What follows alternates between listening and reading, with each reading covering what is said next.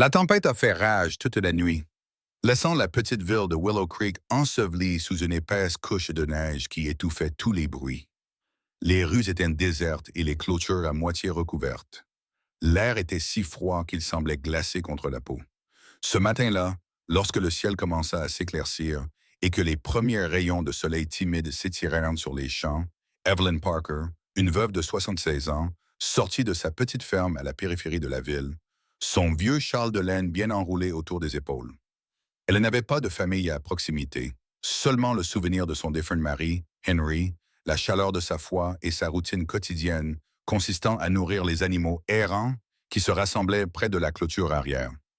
Alors qu'elle marchait péniblement dans la neige, elle aperçut quelque chose d'étrange près de la clôture en bois, près de la route.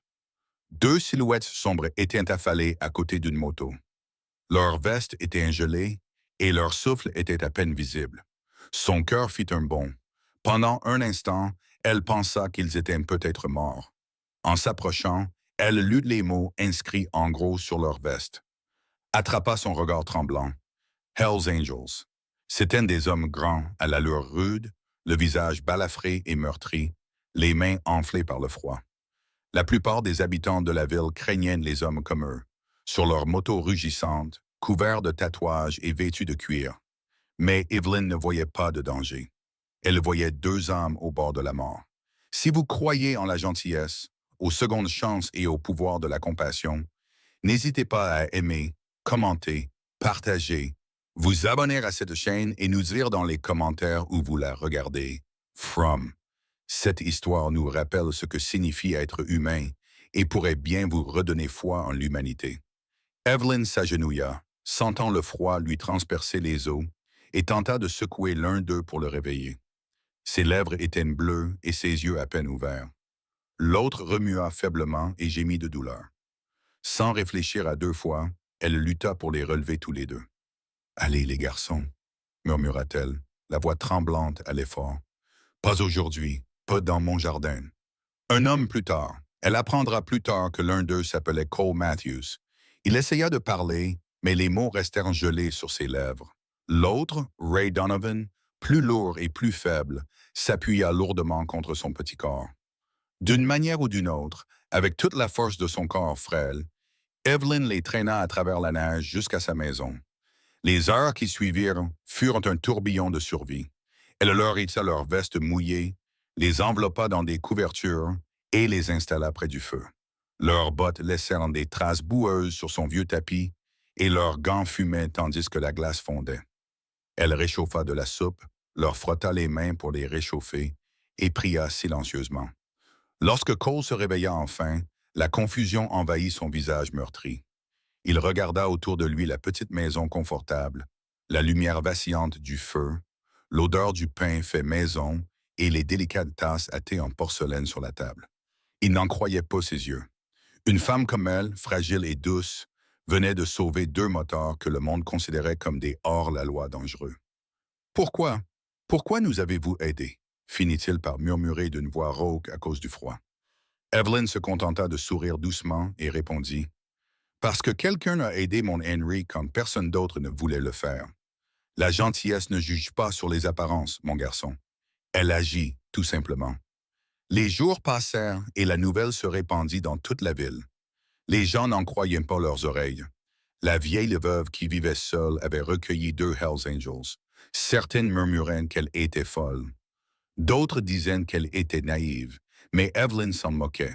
Elle leur préparait à manger, soignait leurs blessures et écoutait Cole et Ray se confier peu à peu à elle. Stories. Des histoires de familles perdues, de passés brisés et de chemins qui ne mènent nulle part. Ils étaient en route pour rejoindre leur équipe lorsque la tempête a éclaté. Ils ont dérapé et se sont écrasés près de sa propriété. Au fil des jours et des semaines, les motards qui traversaient autrefois les villes, en faisant vrombir leurs moteurs, se mirent à réparer les clôtures, à remettre en état son porche et à couper du bois pour elle chaque matin.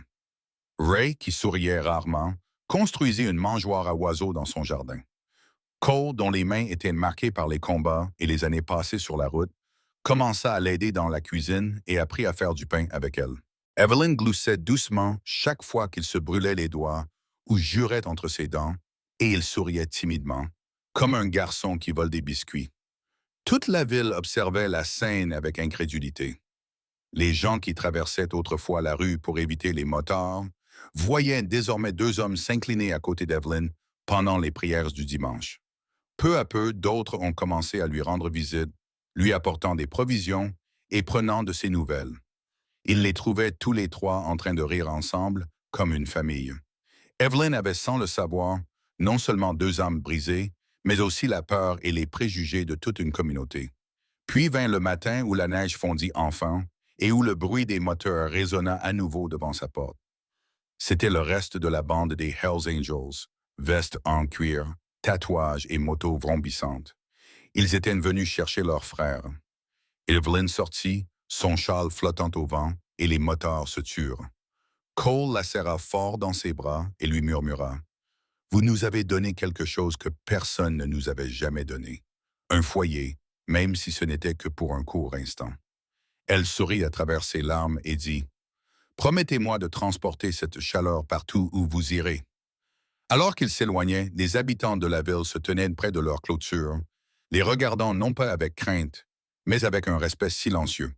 L'image de la vieille femme faisant signe au motard est devenue une histoire que les gens ont racontée pendant des années.